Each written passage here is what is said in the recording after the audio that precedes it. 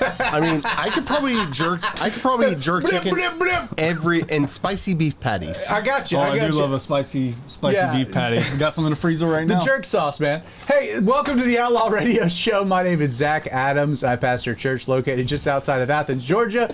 If you're local, come check out the church. We are.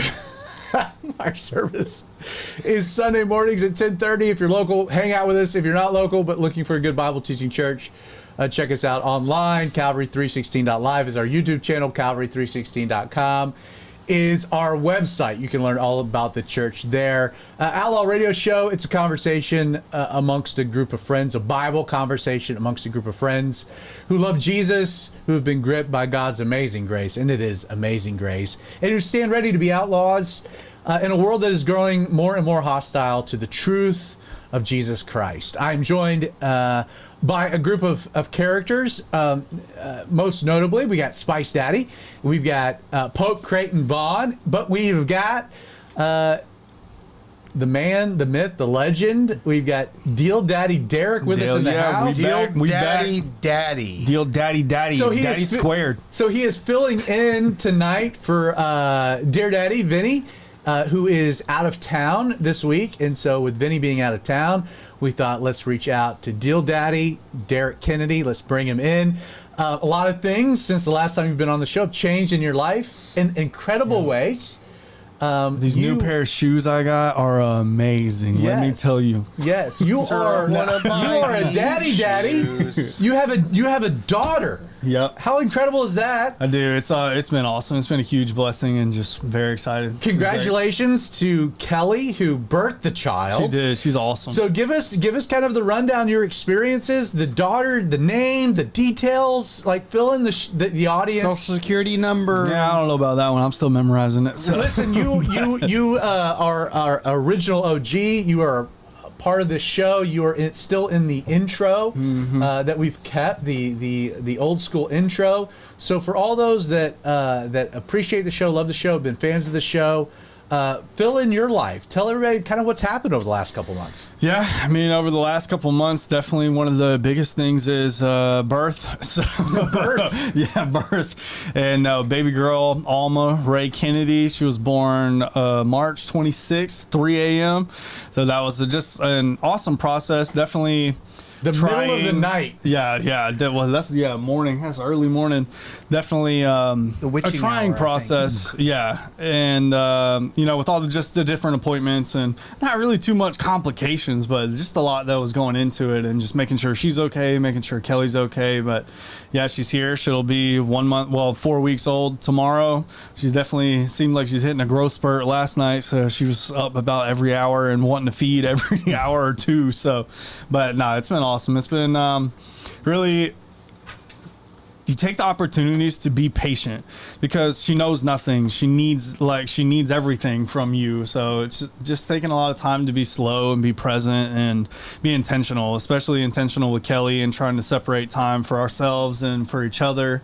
And, making the time to raise her, just learning. And thankfully, we've got a lot of people, with Carrie and Nick having a baby, Kyle and Millie having a baby, and being around babies growing up and just loving on the kids and everything else, too. It's, we've got truly a community and truly a family. So we're very thankful for all the help. For sure. And you're going to be back to church this Sunday, which will be fun. Back to church this Sunday. Very hype about that. Very excited. So looking forward to that a lot. Yeah, we've missed you. We're excited to have you back. Yeah. And you've been working. You've got back to work. So, there's a whole adjustment period that's happening in the Kennedy family. Yeah, first couple weeks, very little sleep, obviously, but it just wasn't bad.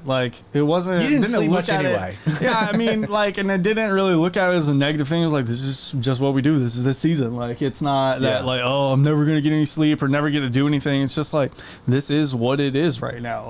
We're gonna do it. It's gonna be okay, and it's been great so far. So I try and be as helpful as I can. So. All right, we're going off script for a minute. Yeah. So you've been a dad for 4 weeks. Mm-hmm. What has being a dad for 4 weeks, what has changed in your perspective of, let's start with life in general.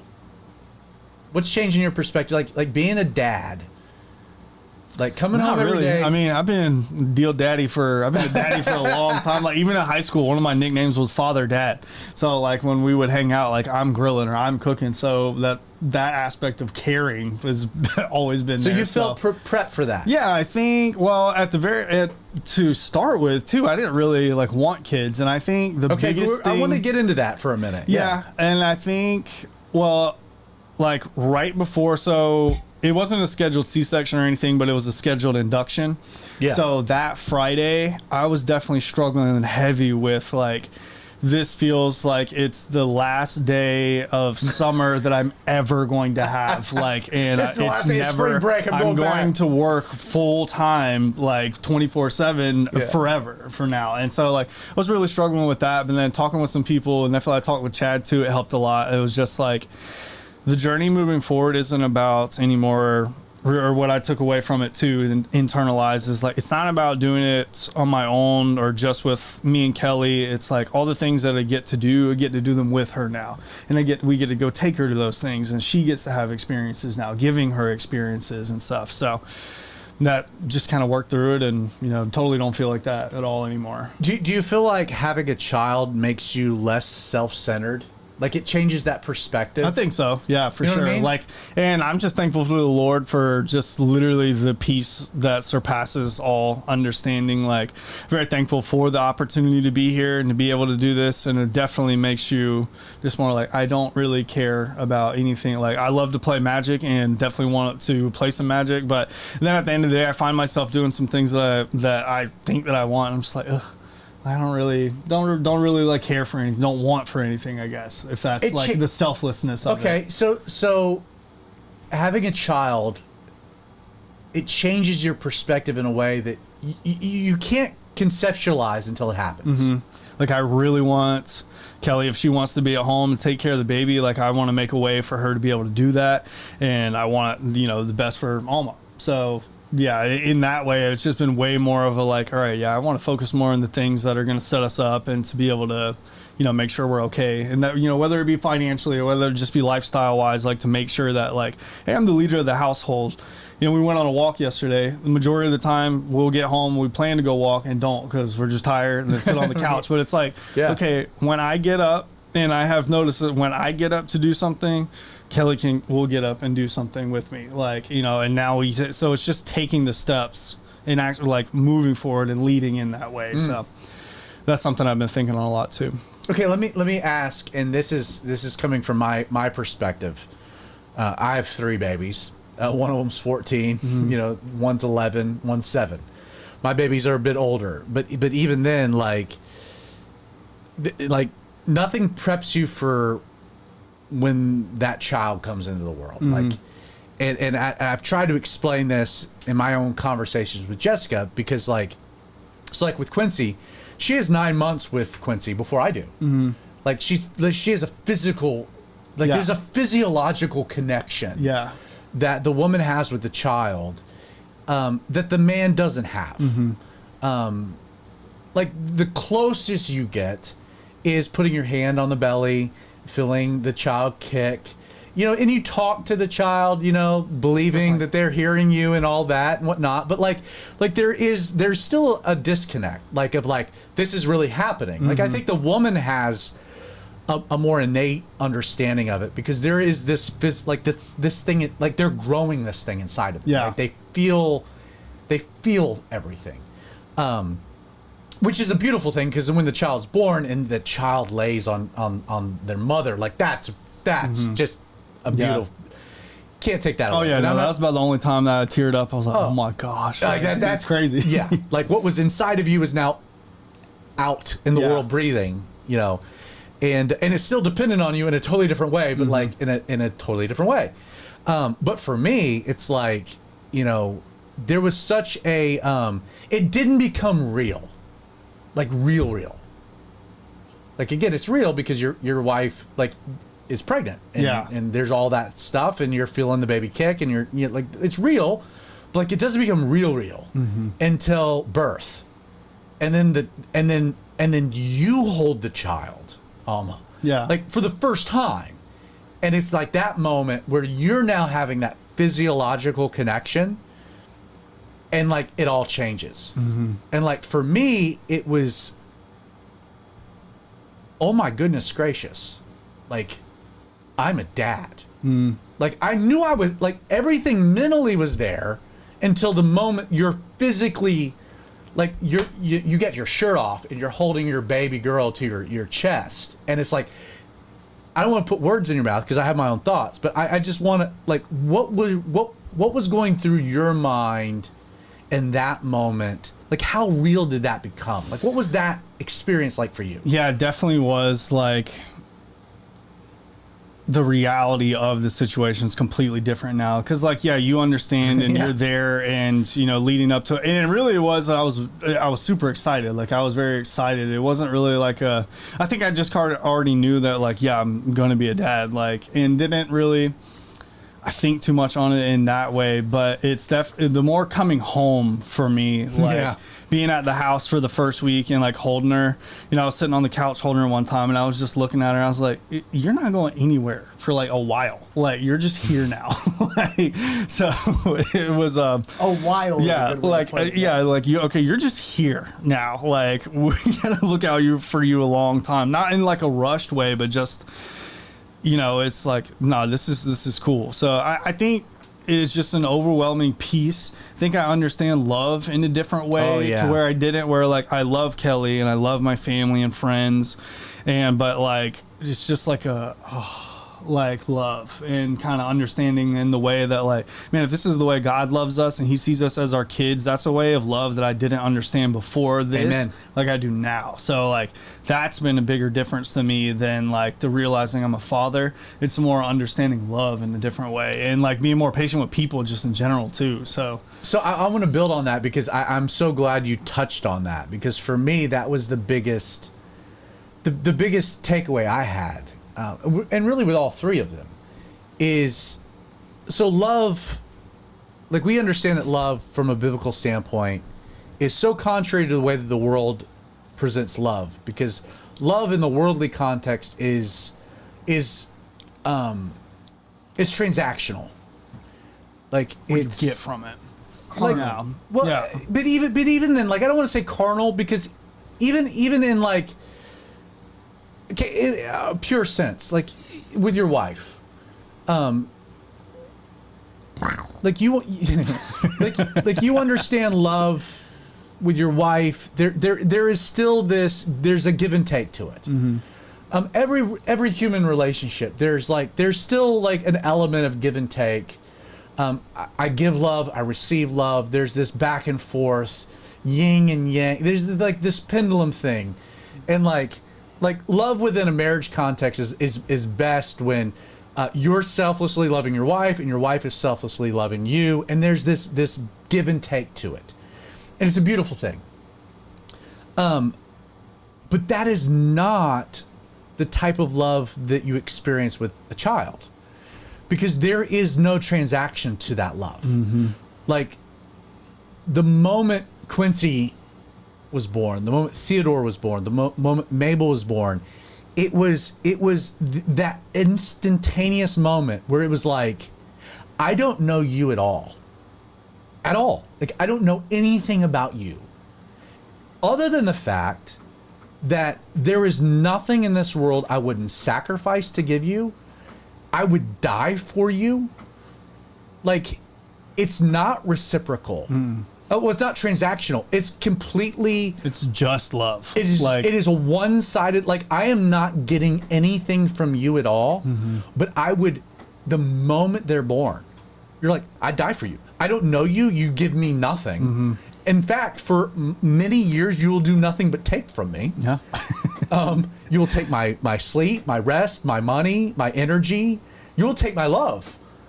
I don't even care. Yeah. Because... Like, and it's like you mentioned, learning about love, learning about God's love, because I think that's the closest that we get to that experience of understanding God's love, in the sense that, like, when God sees us, he's like, I'm going to get nothing from you, and I don't even really care about you loving me back. Yeah.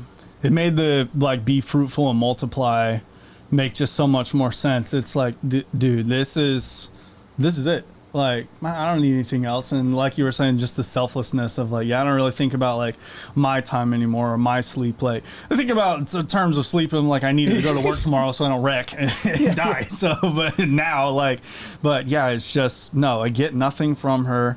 It's not even about that. It's like, I just love you. Like, and that's kind of just transcending into everything else. And what you get from her is what God gets from us, and that is being. Mm-hmm.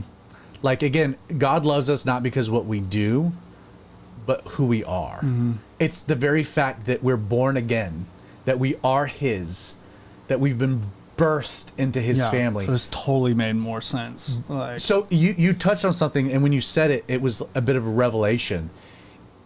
It's why God's first instruction to mankind, even before sin, was be fruitful and multiply. And why was that? It wasn't to propagate the earth. And this is a revelation. I appreciate you saying this because this just clicked for me. It was that the first thing that God wanted to make sure humanity understood is how He felt. Be fruitful and multiply, because that's the only way you're going to actually know how I feel about you, is for you to for you to be godlike in the sense that like you've created something out of nothing. Yeah. And now you experience what I experience in you, because I get nothing, but I love you. Mm-hmm.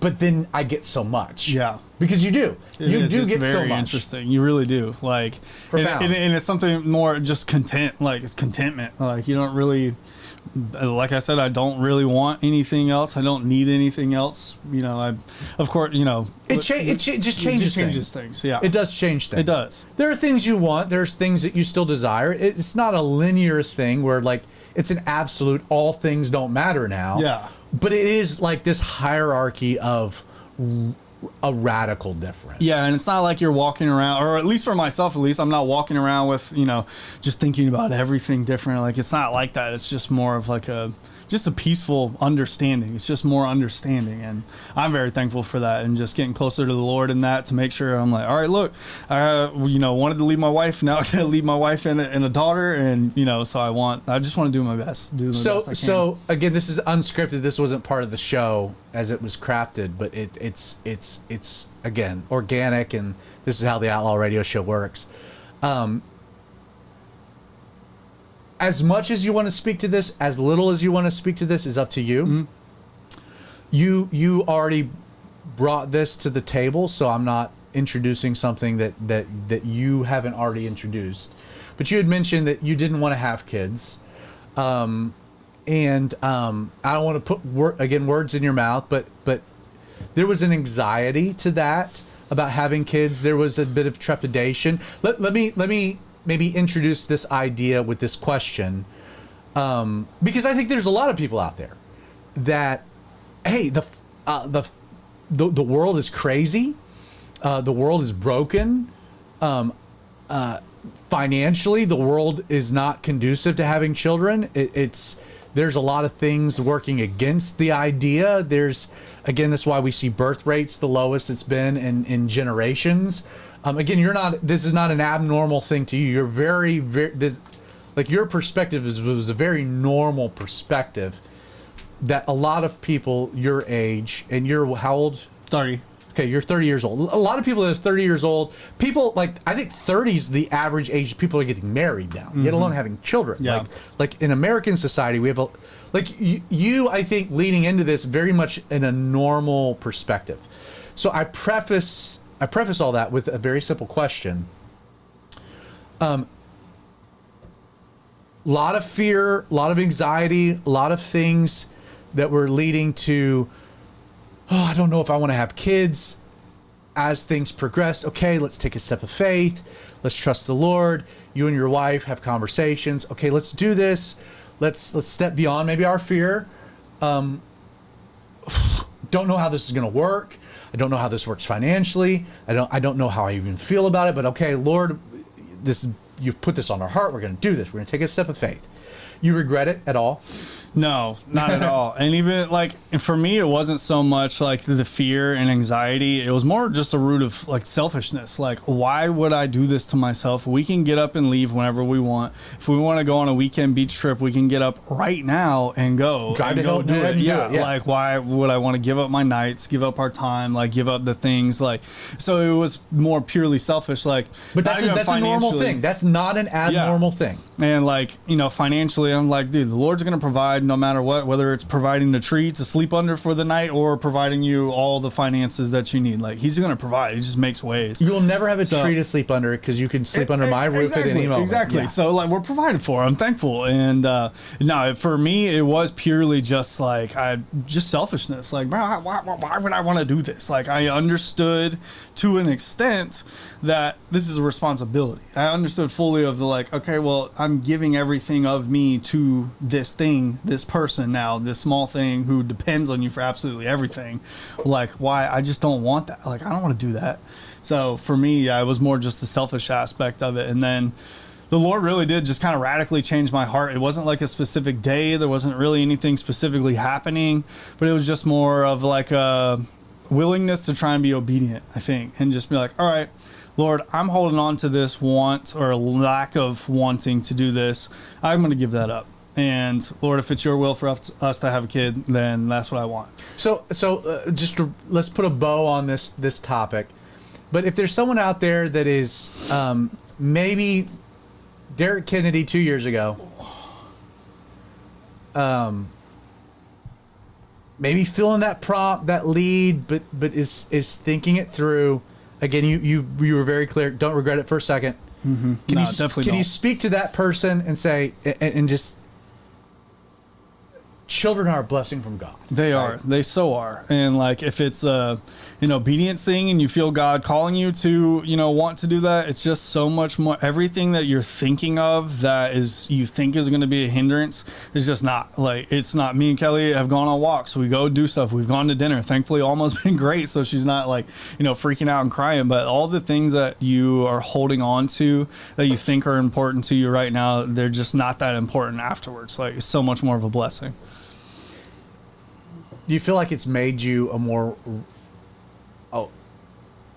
Listen, let's see how this phrases. I want to say more rounded man, Christ follower. Has it changed you? Yeah, for sure. Like, I'm definitely taking steps, like, in my health to try and be better and, to be alive longer and make better decisions all around. And just in my mindset, want to be a better leader, leader for the kids at church, leader in church, leader for my family. And just, I would definitely say it just helped to change me for sure. Amazing. Before we get to the topic that we have tonight, I want to throw it to Pope Creighton. Brought to you by Get Fed Today. Give a little plug for what we're about. Yes, our show is brought to you by Get Fed Today. It is a podcast that we produce. We put it out every Monday. Usually, if you were looking for it this Monday, we had some technical issues, but it comes out every Monday.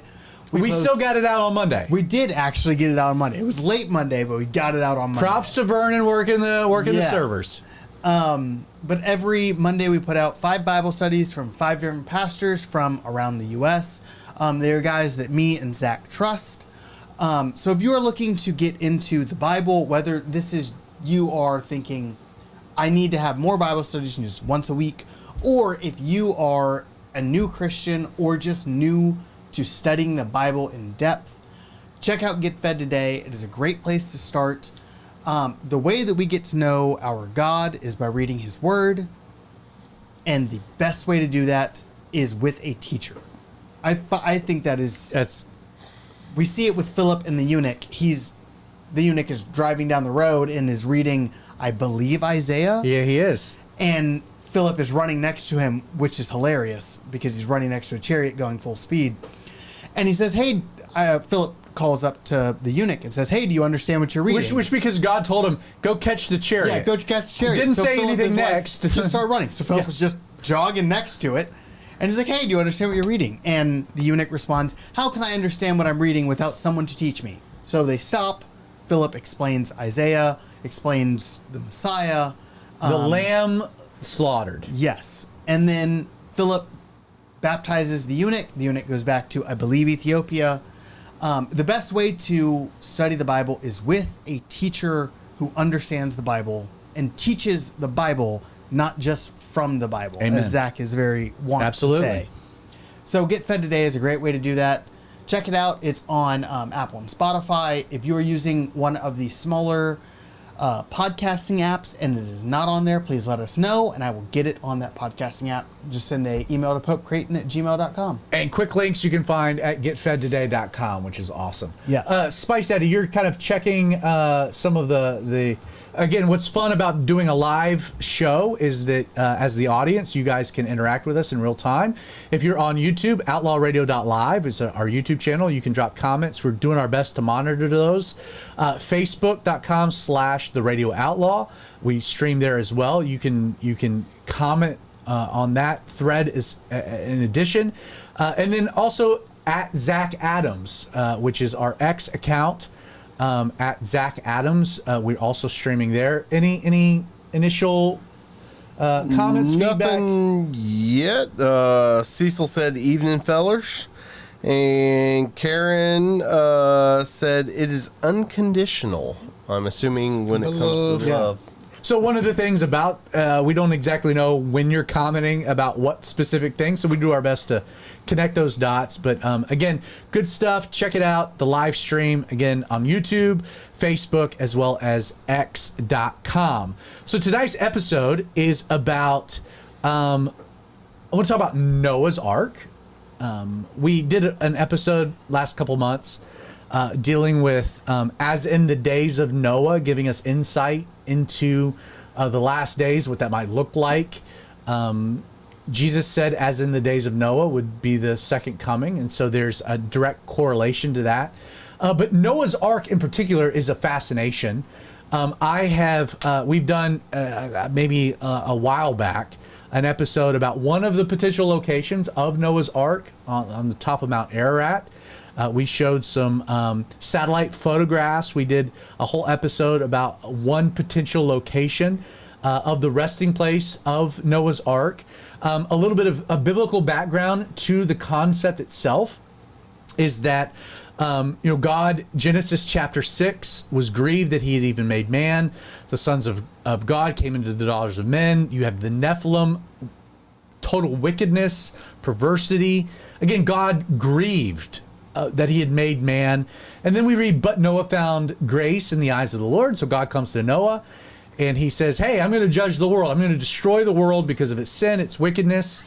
You have this unholy alliance of these half angelic, half human beings, a satanic strategy of trying to dilute the human gene pool, knowing that the ultimate Messiah would come through humanity.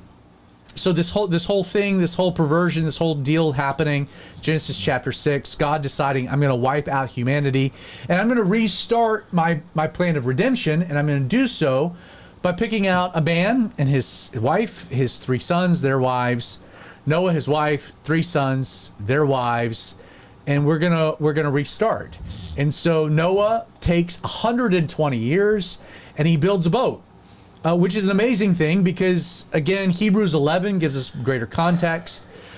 There had never been rain before on the earth. And so God comes to Noah, says, I'm going to flood the earth. And Noah's like, that sounds ominous. What's a flood? It's when it rains a lot and all dry land gets covered with water. And Noah's like, well, what's rain? Because it never rained. Again, the earth was watered from a dew that came from the sky and from the earth that watered the earth. Watered the planet. And so it was an incredible step of faith on the part of Noah. Noah believed God. It was accounted to him for righteousness. It was faith. And so Noah begins to build a boat. A boat to do what? Well, it's going to preserve you and your family through this flood of water, not knowing what a flood of water was.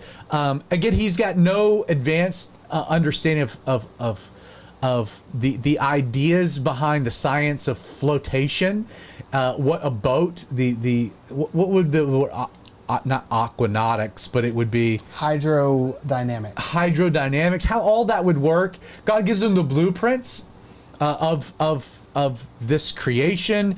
Gopher wood, he builds it, he pitches it, and then doesn't really know and he gets mocked. And the whole time we're told in the scriptures he's preaching that there's a coming judgment of God.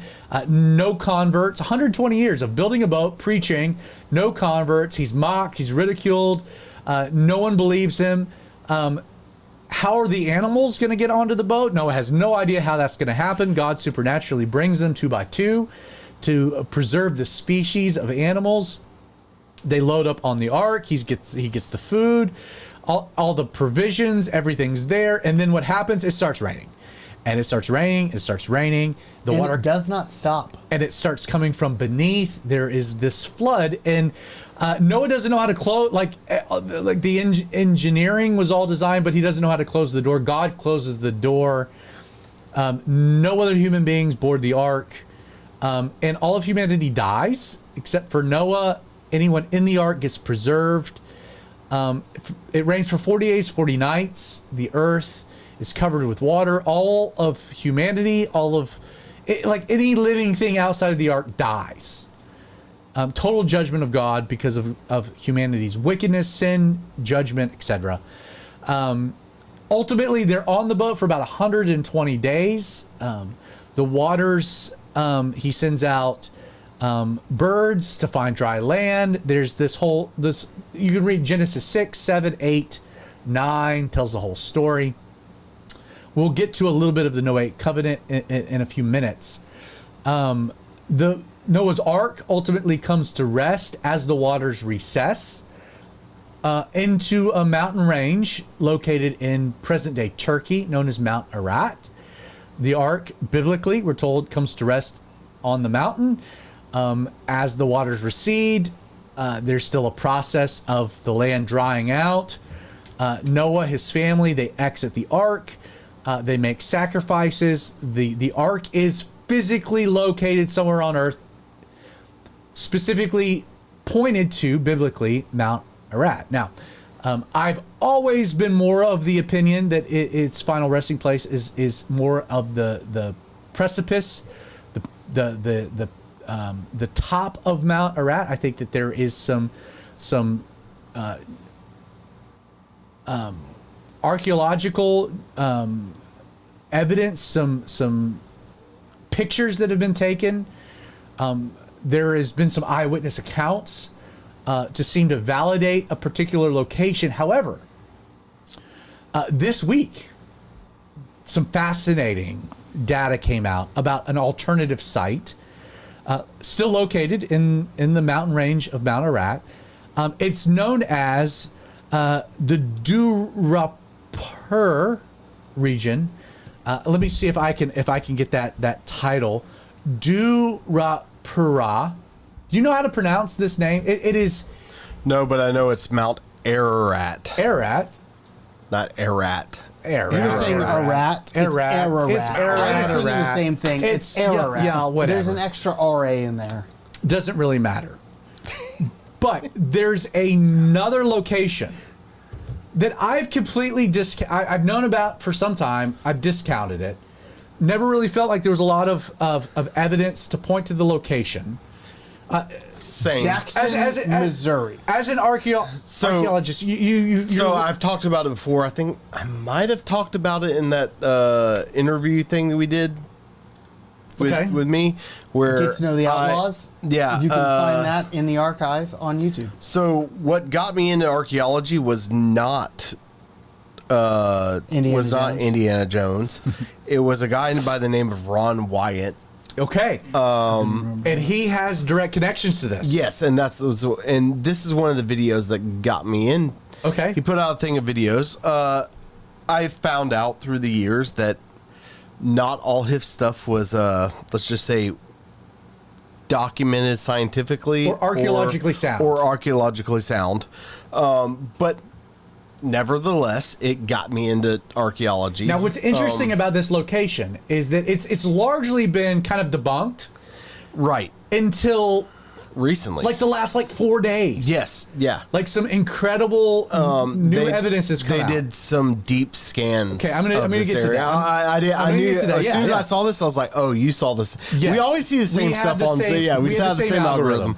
So let me give you a little bit of. Creighton's algorithm is Mormons and Catholics. You guys missed a fantastic joke that I made when you were talking about the resting place of the Ark, and you said, "Oh, it's been debunked." I went, Jackson, Missouri.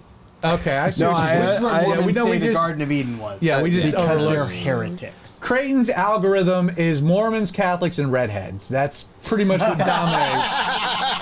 dominates his X algorithm. So, 1948, there was in Turkey, in this region of the particular mountain range, there were a series of abnormal heavy rains. There was a few earthquakes. Some mudslides occurred. Now what happened is that there was a particular rock formation that was revealed through the erosion of several layers of topsoil, which led to a local Kurdish shepherd by the name of Rashid Saran to have noticed what he concluded to be like this unusual boat-like outline in the rocks, and it made some local reports. Again, kind of neither here nor there, got some local publicity. Fast forward about 11 years later, 1958, there was a Turkish army captain, cartographer by the name of Ilan Durapınar. This is where we get the Durapınar region. He spotted this formation in aerial photographs that was taken during a NATO mapping mission. This was, again, conducted by the Turkish Air Force, September-October 1958. And he recognized this symmetrical, hole-like shape. It looked like a boat. And he brought it to the attention of the Turkish government, international researchers. The site was subsequently named after him, Durapınar region. Now, why that makes sense or would gain any attention, and Justin's brought this up in some of our spice dig segments, is you have like what we call tell dans. Like a tell dan is a region, Dan, but tells are, explain what a tell is. So, because this is not an abnormal geological phenomenon. Right. So basically, what a tell is, both in Arabic and Hebrew, is, and this occurs in the Americas and all around the world, in every culture. Yeah, Tel Aviv is a tell, or started out as a tell. So what a tell is a raised area, which generally that's the best place to build the best house in the area, right? So you build this house. It gets conquered or something happens, it burns down, but instead of clearing it off like we would today, they would just throw more dirt on top of it and build again. And this happens over centuries and centuries and centuries until you get a tell, which is basically a man-made mountain. So you can see those sometimes, especially in Israel, these abnormal mountains that are not necessarily produced from any geological issues. So a good example would this be Mount Winder. Okay, near the church, it's a dump. It's a dump. But it looks like a mountain. We call it Mount Winder. Would a good way to describe what you are talking about be how in some of the old cities in Europe, you can see like layers of bricks that are different? Like you can see like, oh, this was where they built in the 1800s. Kind of. And they built new bricks on that. So in kind of, 1900s. sort of, but instead of building on top of old buildings, you just cover it with dirt. They covered it with dirt and then rebuilt over ruins. So and Mount Winder would be modern day landfills in the U.S. would be a more accurate description where they've taken trash and built it up and they put dirt over it. And now in 100 years, if somebody comes in, they build like a castle on top of that. It would be a castle. Let's give it like a better example from things that we brought up. Jerusalem. So Jerusalem is an ancient city. Jebusites, Jebus, again, gets conquered. So like it gets built up. And so archaeologically, you have this mound of dirt and you begin to dig through layers of it and you discover different civilizations of people and their ruins. And so sometimes you can see these these geological phenomenons and conclude, well, that doesn't seem to be a natural occurrence. That seems to be something that has happened that's man-made. And so this guy, he sees this natural occurrence because of this washout. He's like, that doesn't look like a normal thing. That looks like a boat that's been covered over by dirt. Now, 1960, an expedition was organized by the Archaeological Research Foundation. It included several different people, including the guy that found it, Dunapar. They went, they excavated, they did some limited digging, dynamiting. They only really discovered rock, soil. They found no artifacts, no wood. In fact, Life magazine did a cover of this with aerial photos, questioning, is this Noah's Ark? But it kind of went off the grid, was kind of concluded not to be a thing. 60s, 70s passed, no attention. 1977, there was an American amateur explorer, self-described archaeologist, Ron Wyatt. He rediscovers this. He goes, promotes the site. 79, 84 years later, he claims to have found anchor stones on the site, petrified wood, metal rivets, other evidence of a man-made vessel. His work, along with Turkish researchers, reinvigorated kind of a worldwide media attention that this might be the location of Noah's Ark. But again, kind of peaked, disappeared. Get to the 90s. David Fossold, who worked with collaborations with Wyatt, actually ends up reversing his position. He co-authored a scientific paper, called it a bogus Noah's Ark site. And I'll tell you why this happens, just being in the field. A lot of things, and I'm looking at you Christians, you tend to sensationalize findings in the biblical areas and attribute those to biblical stories when that's just not the case. You do this before all the evidence has occurred, and that tends to either detract from actual evidence or scientific study being done, or it pretty much debunks everything in that we're trying to do. Let me also give a little nugget on how most archaeological digs and research is conducted, and you can confirm or deny, but most of the time it's privately funded or it's crowdsourced.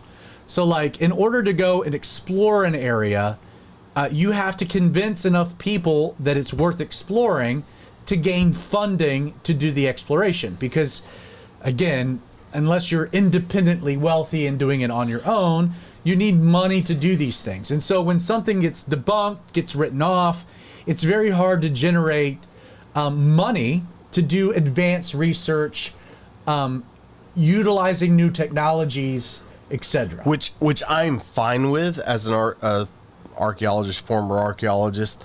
Like, if you have the desire to explore and people have the desire to expense that to you, do it. But I think the sensationalization of these things is where we tend to get these things where we start worshiping the locations and the things rather than the creator, instead of just these being supporting evidences for the things that we already believe to be. Now, this is where things get interesting, because beginning in 2014, there was kind of a new renewed interest. Technology came out in geological surveys, and they saw this as a great test place to try out some technology. So there was a group of people that started utilizing ground penetrating radar, known as GPRs, electrical resistivity topography, ERTs, LiDAR scans, again, 2014, 2019, 2021, different teams. But what happened is that it began to reimagine this area by seeing subsurface linear structures they started to discover within this particular mound right angles, which is an abnormal natural occurrence, and some layers that were beginning to be interpreted maybe as internal compartments, maybe support beams. Now that renewed some interest, and a guy by the name of Andrew Jones, and not the Braves player, not Andrew Jones, the center fielder, but this website's Noah's Ark Scans. It was a team of independent researchers, and there's a whole backstory of how they got research money to do this. They started doing studies in 2019. In addition to these scans, they started doing soil samplings, chemical analysis, and this is what they began to discover, and what just got released is that inside of this mound of dirt. Before you get any further, can I kind of explain those three scientific things? Please do, yeah. So, just because this is... This is your wheelhouse. This is my wheelhouse, and I love it. These newer technologies, and that's what they are, being utilized within the archaeological field. So LiDAR, basically, you go through from a plane or helicopter or drone, you're able to shoot lasers down, and you can kind of see things that the topography of the land without digging. So you can kind of see where man-made stuff probably was, like buildings and things like that, without actually digging down. You got GPR, ground penetrating radar. Go ahead and get the pictures ready. I'm gonna do the pictures. Which When you are. You basically take a radar and you basically shoot it into the ground with some sonar pulses and stuff like that. You're basically able to dig without digging. And because the way archaeology works, you go centimeters, millimeters at a time until you get down to bedrock. And this is also in Turkey, which is a more problematic thing regarding so archaeological discovery. These newer technologies are being utilized all around the world. For instance, just in the last 10 years with LiDAR, they've discovered lots of new temples and things like that in like the Amazonian jungles because it's been covered up.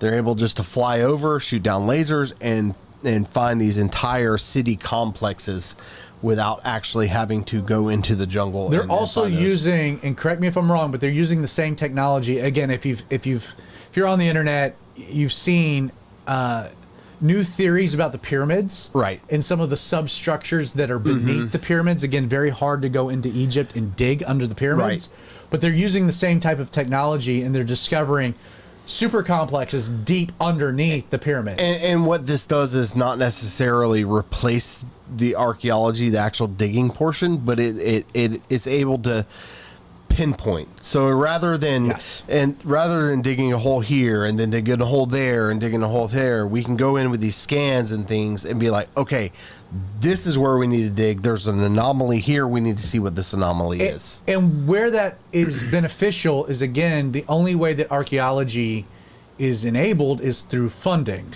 Right. But again, saying, hey, we want to dig in this area because we have a theory on something. If we can show through a non-invasive measure, there is something here that we need to uncover. Whereas before, you can get the funding for it. It's the equivalent of having an MRI showing a tumor, as opposed to a doctor saying, you have all these symptoms. We think you might have a tumor. We need to open you up and dig around inside your body to find out if you have a tumor. Up until, like, I want to say the 1950s, 1960s, what they would do is they would just go in and they would do what's called trench excavation, and they would just rent a backhoe or basically and just trench a line through the dirt to see what they could find, and then they would start. And then if they hit something, they were like, "Oh yeah, we should dig here." And even today, that's basically what we do. We basically dig 1 meter by 1 meter squares and go 3 meters deep, and see if we find anything. But the technology has made this a totally different ball game, which is where this one site that was largely, I won't say debunked, but written off, has a renewed interest within the last week because the technology has now allowed them to re-examine this. So I want to throw up some pictures. And so if you're listening on the podcast, you're at a disadvantage because you can't see what we're talking about. So you'll need to go to YouTube to see the images. So the first image is just the pure topography. This is what we're talking about. So this is the anomaly. You can see all the erosion around it. You can see how all of the topsoil, how this would have been hidden from view, but earthquakes, high water, erosion, flash flooding strips away the topsoil, leaving behind this really weird, unique anomaly, which garnered attention. Now, the next photo will show kind of how this works. So it shows an old photo of it, a new photo, but this is some of the new technologies being used, showing that there are things underneath it. And I can't get into all of like the particulars of what this is showing, but if someone understands it, it's revealing some interesting things and just beneath it. This is not just a normal geological thing. There's something man-made under it. I don't want to interrupt, but like a lot of people look at this stuff and they think, oh, how does that much dirt cover up in that amount of time? This is 5,000 years. This 5,000 years of dirt, and you're like, that's not enough time to cover up a massive thing. It is. It doesn't take long for dirt to pile up over years and years and years, and layers upon layers. You go to Jerusalem, and the old Jerusalem streets from Jesus' time, 2,000 years ago, they're under at least 30 meters. So, I mean, I can make a really, if you've ever owned a home or been friends with someone who owns a home that is left fallow for any amount of time, like there are sidewalks that are just gone. Right. And they're under 2 inches of dirt and grass, and you just think it's lawn until someone goes in and cuts out their walkway. And it's like, oh, they put cement down there. Right. So something that's been exposed for 4,500 years, it doesn't take long to get buried and get to that state. And that's not me agreeing that, hey, this is I refuse to be that. This is the spot, right? And we're not saying that without seeing some more hard evidence. But like, it's not out of the ordinary for something that's to be buried within a course of a couple hundred years to that extent. So the theories on what we just saw is that they've discovered that within this mound, there's high levels of organic material in the foundation, particularly potassium, which is rotted wood. So, again, the soil sampling reveals that within this mound of dirt, you have a high concentrate inside versus outside of organic material, specifically wood, which would point to some type of a substructure. Additionally, and put the previous image up, Creighton, they see that there are very particular corridors or tunnels, and there are room-like chambers underground, which shows very specific design structures. Now, again, without being a scientist and knowing what you're seeing, you have to take my word for it, but the high concentrate of red is an actual open cavity that is about a 6 meter by 6 meter open cavity. So what this says to me, and I'm not a GPR or a LiDAR expert, but if I were to dig down and seeing those high potassium levels, what wood does and organic material does to dirt, it turns the dirt into a darker color. So, for instance, here in the Americas, if I dig down, I can see the structure of a building, like Native American buildings, like huts. A wigwam? Wherever they're at, whatever they had. You can see where the posts were, even though there's no more posts, because there's a circular, darker soil there.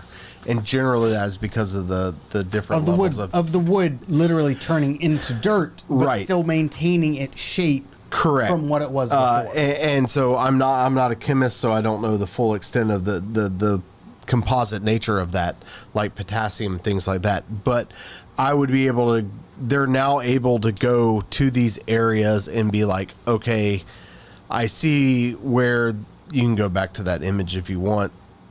On the right hand side where the dark red is, I would be able to go look at this as an archaeologist and look for these specific areas and be like, okay, I should be seeing a lot of organic material or organic compost or darker soil in this area, in this layer, this far So when down. we're talking about organic material, this is important to note that what they've discovered is that there's 3 times more organic material in the soil inside the formation compared to the surrounding area. Yeah, I would say so. After a year of floating around, there's probably a lot of Yes. Yeah. Which suggests that it is a distinct man-made object. They've also discovered a lot of sea life around it, pointing to the evidence that this area was underwater at one point, which again adds more credibility to what they're discovering. The tunnels themselves, and if you want to put up that photo again, the tunnels, these scans reveal, are 4 meters, or roughly 13 feet underground, and they're about 2 meters or 6.5 feet high, and they run down the center of the formation and along the inside edge of a hull shape, which suggests possible beams and walls inside the formation. Again, what they're saying is that this formation presents a man-made structure. Now, whether it's a boat or not is anybody's guess, but it fits the location of the biblical account of where Noah's Ark, and it also fits the exact dimensions that the Bible provides of what Noah's Ark would be. We have one more photo that we want to put up just to give you a little bit of context. Again, if you're on the podcast, this is hard to conceptualize, but if you're watching, check this out.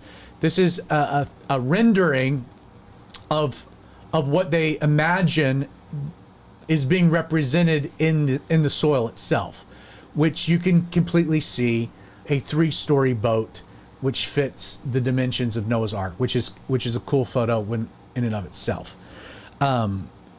So, as of today, Andrew Jones says the next step is that they're going to bore holes and they're going to send robotic cameras down deep into the soil, into these particular chambers to see what they see. Again, that's a new technology. It's a non-invasive. They can use drone microscopic cameras. That, again, it's a non-invasive type of archaeological technique to see what's actually under the cavities. I don't know if this is Noah's Ark or not, if this is the location or not, but it is an amazing potential development, which I find to be interesting. As a Christian, I don't need any of this to convince me of the story of Noah. I believe in the story of Noah. I believe that God judged the world because of its sin and its wickedness. I also believe that God established, coming out of this, what's known as the Noahic covenant. I was going to read a passage of scripture. This is in Genesis chapter 9. We don't have time to get there. But God established a covenant with humanity that he would never destroy the earth again with a flood. Never again. To signify that agreement with humanity, God put the rainbow in the sky. That never again would God destroy the earth with a flood. However, part of the Noahic covenant that we don't discuss enough is that it doesn't mean that God won't destroy the earth again because of its sin and its wickedness, which we'll get to. In fact, we'll get to that, and that's going to segue us in our conclusion to a segment we like to call Here's the Deal with Daddy Derek, which Derek will share the gospel message. Before we get to that, though, we do have a segment that we need to make sure we get to tonight that most of you are probably hanging on pins and needles for. It is part 2 of a new set of pepper poppers. And so with all that being said, let's pass it over to Spice Daddy. It's all you, bud. What's up, my little pepper poppers? Welcome back to another episode of my Top 10. This is a top 10 of my favorite books of the Bible. Last week, we covered Zechariah, Jonah, and Ezekiel. 2 minor prophets and a major. Right. Now we're really getting into the meat of the the books that I love. While you're doing this, we had a listener that sent me a text message that I had to share with you about Jonah. So you continue. I got to find this real quick. Okay. So, gotta apologize. I forgot some hot sauce today. What? But luckily, I always have something spicy on me. It's because you're Spice Daddy. I found one of my favorite snacks from when I lived in China. It's basically chili crisps. So it's fried chili peppers, and they are delicious. And red chilies. I don't know if you can see that. That's a fried chili pepper. Look directly into the camera while holding that up. Perfect. Fried chili peppers. Got some spice level to it. I love it. Anyone else want one? Let me try one. Yeah. I'll get in there. It's crispy, spicy, delicious. I didn't eat one earlier, but fine. It's got a great flavor. Okay. This is literally a chili pepper. Yeah. Okay, so I had somebody send me this photo, and it says Jonah's wife listening to his story of how he was not home for 3 days because a fish swallowed him. Now, it's funny. Here's the photo. See, as best as I can. But what's funny is this looks like who I would imagine you marrying. Yeah, this looks like a Holcomb. A severe Why would I marry a Hulk? Viking woman. Yes. With an angry face that she ate something spicy. Well, that's Oh, her. That's her fault instead of mine. Is that hot? Yeah. Let me get It's into not- this. It's not bad. This is a great flavor. All right, get us the next three. I'm getting next the three books of the Szechuan. Bible. I'm getting the Yeah, the Szechuan Szechuan's there. on the There's too much backside. Here we go. Szechuan in it, which I don't like. Crunchy, crisp chili. Yeah. Not a hot sauce, but hot. One of my favorite snacks from China. All right, number 7, you love it. I know you've all heard about it. It gives you wisdom on the daily. That's right. I'm talking about the Proverbs, written by Solomon, whom we've been going through recently in the Harmony of Histories. If you go to Calvary316.org. I always forget the whichever. .com. .tv. Whatever. We have all- Churchofthedump.com, all of them. Proverbs I love because I can just go there and it's going to give me some type of wisdom no matter what verse I look at. Amen. Everything from, if feeling sad, how to handle just a foolish man, all those things. I love Proverbs. These are banging. Pretty I good. know, that's They're what pretty I'm good. saying. They're horrible. Those are I great. like how your tongue feels like minty. You only the hot heat only hits you for a second. Yeah. But now all I'm tasting is Szechuan, Which and is- I do not like this. I do not like Szechuan. You peppers. also don't like Christmas. or peanut butter. Here, Or fight me. cilantro. You taste. I do like cilantro. I do taste soap. I still like cilantro. I'm down with those. This next book, which I absolutely love, which you've done a study on fairly recently, Judges. Nice. Judges has the wildest stories in the Bible. It should be an HBO series. It should. Dude, you could make a banger show out of just I- Eglon and Ehud. I know. I love Samson Judges. would be X-rated. Right. yeah. Yeah. I love Judges just because of the wild stories that are in that book of the Bible. That's the only reason why it's made my top 10. Wild stories. I love it. Number 5. So Proverbs, Judges, number 5. Number 5. Moving a little bit into the future. Revelation. Smartest man alive. It made my top 10 favorite Christian books of the Bible. Left Behind. Revelation. You love it. I love it.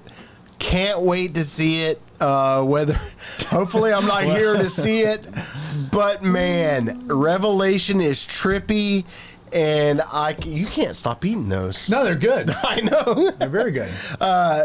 Revelation, I love it. I think you've done a study on that before. I too. did a full series through yeah. Revelation. It's also I at think I was- Calvary316.tv. Right. Have you ever done through Proverbs? I have not, no. Not yet. Oh, I have. Not I'll yet. give you my notes. Appreciate it. I will never forget. So Proverbs is probably my least favorite book of the Bible. Really? And Creighton doesn't like wisdom. I'm going to Yeah. quote David Guzik That Song on of what I Solomon feel right about Proverbs. This is from David Guzik. It's a bunch. How did he describe it? This is all you. Fortune cookies without context. I would love, but the context is applying it to your life. Put the camera. Hold on. Let me finish what I'm saying, because I want to give David Guzik credit. He then told us that the last 2 books that he did for his Through the Bible full commentary were Psalms and Proverbs. And he described Proverbs as fortune cookies without context. And then he said they were 2 of his favorite books to do. So it is my least favorite book. That being said, all of the Bible is worth reading. Put the camera on me. Amen. Go for it. If any Chinese company wants to do a full lineup of fortune cookies Your with just face is covered over by the mic. Sorry. Any Chinese company that wants to do a full lineup of fortune cookies, and this might exist, I don't know if you know of it, my Based little on pepper Proverbs? poppers. Based on Proverbs, that would be amazing. And I know for a fact that there are a lot of Chinese Christians out there, even though fortune cookies are actually an American invention. Honestly, they would have the most reliable lotto numbers on the back of them. That's true. Because, I mean, a good old fortune cookie, get a pithy statement, some lotto numbers. Right. Anyway, until next time, my little pepper poppers, we're doing my next 3 favorite books of the Bible. Okay, so let me see if I can get them. We got Zechariah, we got Jonah, we got Ezekiel, we got Proverbs. Yep. Judges and Revelation. Judges and Revelation. Now, I can't get too far ahead. You got Daniel in there at all? Maybe. Okay. I know. He's going to talk about my favorite book of the Bible at one point. Okay. All right. And I'm pumped. Hang on for that. So, listen, talk about Noah's Ark. Some cool fun facts, relatable stuff in the news. Hopefully that gave you some context. What matters about the story of Noah is 2 things. One, there is a point in which God's patience expires. We believe in a God of mercy, patience, but also a God of justice. And because of justice, there comes a point where judgment is necessary. That God has to judge sin. And he has to judge the world. And he has to right wrongs. And there's a lot of people that have a problem with that aspect of God. The judgment of God. To me, I find that very refreshing. Because it gives me something to hold on to as I navigate a very wicked world. Because bad things happen. Have you ever been bummed out where you look around the world and it's like bad things happen to good people and bad people seem to prosper? And you're like, I don't understand how God allows that. Well, he won't.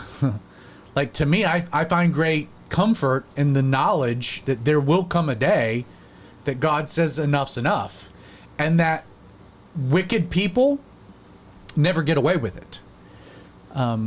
It might seem like they do. It might appear from our perspective that injustice is allowed to continue on unimpeded. But what the story of Noah and the flood tells us is that no, there is a day of reckoning. And God, because he's just, will right all wrongs. And sin will be punished. I take encouragement because I know that my sin was judged. I don't get away with my sin, but my sin was judged on the cross, and that God took that upon himself. I don't get a pass. The other thing that the story of Noah also tells us is that there is great grace in the midst of judgment. So our world will be judged, and it won't be with water, but it'll be with fire. And Justin even alluded to the book of Revelation. It tells us how the story ends. Mm-hmm. These worldly systems, this worldly culture, this tide will be met with fire and brimstone and a judgment, a great white throne judgment. I take solace in that knowledge. I don't delight in it, but I do take solace in it. But in the midst of all that, there is God's amazing grace. That while that is the end of the story of this world, that doesn't have to be the end of your story.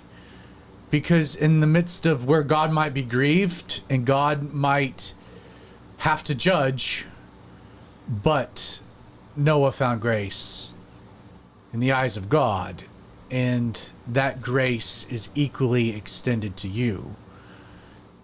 If you don't know Christ, I met with a friend who's wrestling with the reality of life on a fallen world, and specifically how this fallen world has affected his daughter, and how she is living with a dynamic that is a bummer.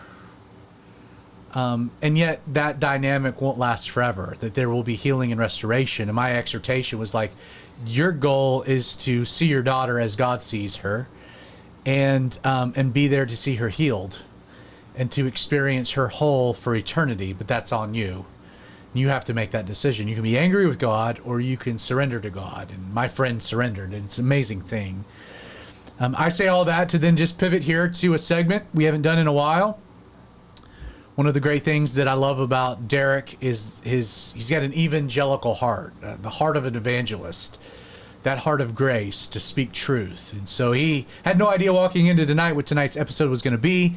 And yet I want him to speak to you, whoever you are, from his heart, to tell you to find Jesus. And so I'll shut up and pass it along. Here's the deal with Daddy Derek. Here's the deal. You need Jesus, and this is why. He loves you. He wants you to live a life that's better than the life that we're offered now. We're covered in sin, and we're able to be made new, be able to be born again. I mean, and do you really want God to strike you down the first time that you mess up? He, like Zach was saying, he does give us grace. He gives us opportunities to learn from our mistakes. He's going to allow you to fall. If you choose to do something dumb, he's going to allow you to get a little hurt, but that's hopefully so you won't make the same mistake again. He loves us. And we're not going to be, drowned out again, but we are going to see. Revelation tells us how it's going to end. There's going to be famine. There's going to be war. There's going to be fire. And so this is not to scare you into a relationship, but Jesus loves you. He just wants a life with you, for you. He is for us. He's not against us. And so when bad things do happen, I mean, what do you think a world looks like where everything is quote unquote good? Does that mean you just never have a flat tire, or you never stub your toe, or nothing, no death? Like, what does that even look like? There is justice. Everything is happening how it's supposed to happen. And Jesus loves us, and he just wants that relationship with us, because there is a life outside of sin that's free. So here's the deal. Give your life to Jesus. Amen. It's judgment, or it's Jesus took your judgment. You can approach Jesus as a judge, or you can stand before him as a savior. And that choice is entirely yours. Amen? Amen. Amen. Any final thoughts, Pope C? Good. I can't add to what Derek said. Give your life to Jesus. He is the way, the truth, and the life. Amen. Spice Daddy. Jamie said they've been going through the Proverbs in the ladies' Bible study, and they have learned to really like the Proverbs. Sweet. I think the funnest thing about the Proverbs is that, again, it is the fortune cookie kind of the Bible. It's a scattered shot, but there is a consistent theme, and it is a contrast between the fool and the wise man. And then you see that through the whole book. That is It's a mirror, if anything else. Man, I really wish one of my favorite pastors would do a study on it. Yes, I see what you're doing. but here's we're gonna get through the harmony of the histories. We're gonna do Samuel, Kings, Chronicles, Proverbs. we're going to Romans, baby. The difference between the two. A wise man, it doesn't mean that you know a lot. It means that you take what you know and you act on it. And you don't have to have all your questions answered. The question you have to ask is, who is Jesus? And a wise man will act on that. If you believe that Jesus is who he said he is, then act accordingly. That's what makes a wise man. A fool is not one who lacks knowledge. The only difference between a fool and a wise man is a wise man takes what he knows and he acts on it. A fool knows what he knows, and instead he chooses not to act on it. Mm-hmm. A fool doesn't exist in a situation of doubt or being skeptical, because a person with doubt, skeptic, who has questions, Jesus invites that person. Ask and you will receive. Knock, the door will be answered. Seek, ye shall find. A fool knows the truth, but chooses not to act on it. That summarizes all humanity, because the revelation of Jesus will be clear to all. It's what you do with that revelation. That's what determines whether you're a wise man or you're a fool that's headed to destruction. So if you want to roll us out, thank you so much for joining us for the Outlaw Radio Show. Again, my name's Zach Adams. If you haven't done so already, hit subscribe to our YouTube channel. Be sure to turn on notifications on your phone, your laptop, tablet, wherever you get it, so that when we go live, you know it. If you're watching, check out the podcast. We release the audio of what you've been watching on Apple and Spotify, or wherever you get your podcasting.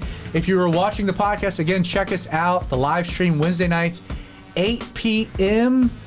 YouTube, outlawradio.live, facebook.com/The Radio Outlaw, or you can watch on my X account at Zach Adams. Again, live, 8 p.m. every Wednesday night. God bless.